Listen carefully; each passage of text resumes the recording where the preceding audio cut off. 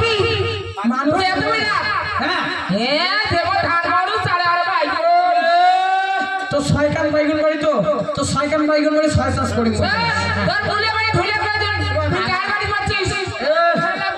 এ বাবা ওই আমার পুরো কি হ্যাঁ মরছে এটা মরদ মরছে অর্জুন এদের সঙ্গে কথা বলতে গেলে মুখের ভাষা ব্যবহার ভালো রেখে কথা বলে। আচ্ছা গুরুদেব সামনার মোড়ে স্লিপ রাখলে মুই কি করি শোনো নারী মাত্রই মা নারী মাত্রে মা এ বাবা এই কি কথা করছেন গুরুদেব শোনো বাবা ওই যে জগৎ জননী মা আমার বসে আছেন না জগতের যত সন্তান রয়েছে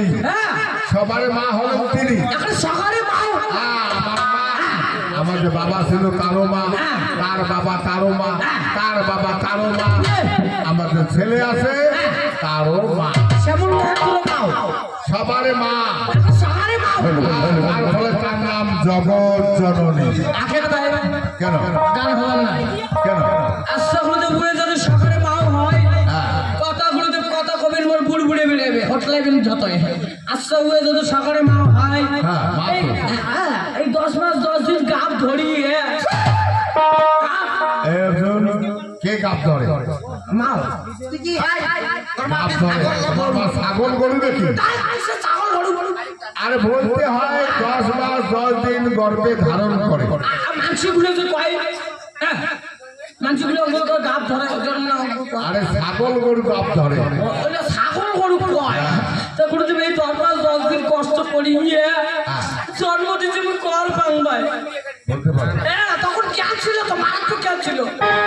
এত কষ্ট করিয়ে গুরুদেব যখন চোখে বলি তখন মুই মানা বাড়ি মানা যখন চোখে মিলি তখন মানা বাড়ি 10 মাস 10 দিন গর্ভে ধারণ করে